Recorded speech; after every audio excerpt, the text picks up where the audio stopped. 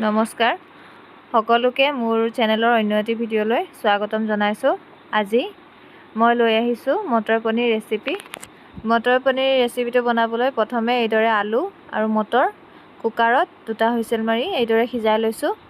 তাৰ পিছতে ইয়াতে ৰেচিপিটোৰ বাবে লৈছোঁ পিঁয়াজ মিহি মিহিকৈ কুটি লৈছোঁ, লগত লৈছোঁ আদা আৰু নহৰু পেষ্ট অকণমান, আৰু এয়া পনীৰ লৈ লৈছোঁ। এতিয়া কেৰাহীত এইদৰে মিঠাতেল দি দিছোঁ। পনীৰখিনি ভাজি ল'ম, সেইকাৰণে মিঠাতেল দিছোঁ আৰু তেলখিনি গৰম হ'বলৈ দিম। তাৰপিছতে ইয়াতে পনীৰখিনি দি দিছোঁ, এইদৰে ভাজি ল'ম। গোটেইখিনি পনীৰ দি দিছোঁ, এইদৰে ভাজি লৈছোঁ। এয়া ৰঙচুৱা হৈ গৈছে, ভাজা হৈ গ'ল পনীৰখিনি। এইখিনি নমাই ল'ম, নমাই পেলাই এইখিনি থৈ দিম। পিছত এইখিনি মটৰ আৰু আলু আৰু মটৰত দি দিম। এইখিনি এতিয়া থৈ দিম বেলেগকৈ। এয়া উঠাই লৈছোঁ প্লেট এখনত। ৰঙচুৱা হোৱালৈকে ভাজিব।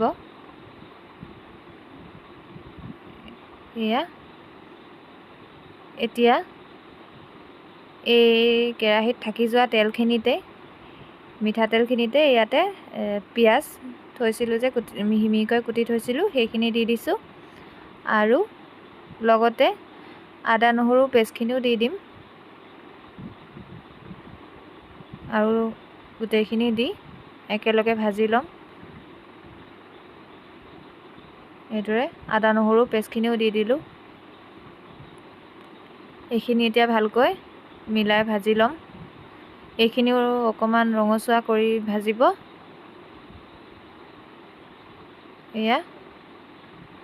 এতিয়া ইয়াতে দিম হালধি দিছোঁ। আপোনালোকে আলু মটৰ বা পনীৰ যিমানখিনি লয় সেই অনুযায়ী হালধি, নিমখ, বাকী বস্তুখিনিও দিব, মছলাখিনিও সেই অনুযায়ী দিব।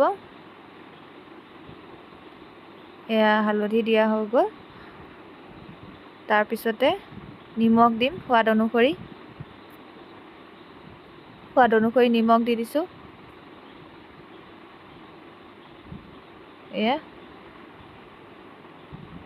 ভাজি হৈ গৈছে, এয়া ৰঙচুৱা হৈ আহিছে। এইখিনি ভাজা হৈ গ'ল। এতিয়া ইয়াতে সেই সিজাই থোৱা আলু মটৰখিনি এইদৰে দি দিছোঁ, গোটেইখিনি দি দিছোঁ।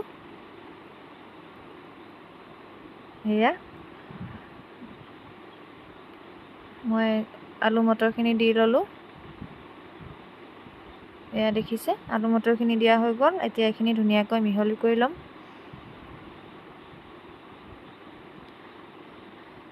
তাৰপিছতে ইয়াতে দিম মছলাৰ ভিতৰত দিম মই জিৰা গুড়ি অকণমান। আপোনালোকে ঘৰত যদি পনীৰ মছলা থাকে সেয়াও দিব। পনীৰ মছলা দিলেও খাবলৈ ভাল লাগে। মোৰ তাত পনীৰ মছলা নাই কাৰণে, এতিয়া বৰ্তমান নাই কাৰণে মই এইখিনি মছলাৰে বনাইছোঁ। আৰু এতিয়া দিম ধনিয়া গুড়ি অকণমান দি দিছোঁ।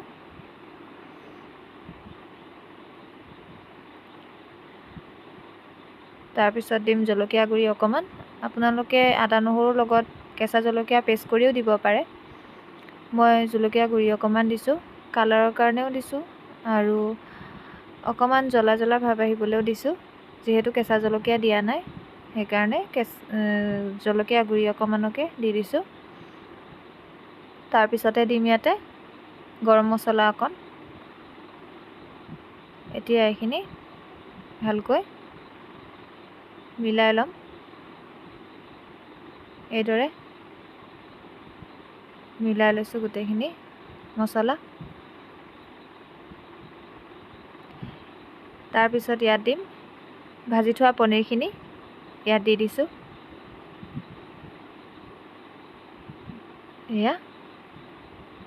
গোটেইখিনি পনীৰ ইয়াত দি দিলোঁ। এইখিনি এতিয়া গেছটোৰ মিডিয়াম ফ্লেমত উতলিবলৈ দিম, যাতে পনীৰখিনিও ধুনীয়াকৈ কোমল হৈ যায়। আৰু আপোনালোকে যদি পনীয়াকৈ ৰাখিব বিচাৰে, বেছি গোটা কৰিব নিবিচাৰে, তেনেহ'লে অকণমান উতলাব। মই অকণমান উতলাইছোঁ, যিহেতু মই অকণমান গোটাকৈ বনাম আৰু ঘন হ'ব, সেইকাৰণে অকণমান উতলাই লৈছোঁ বেছিকৈ।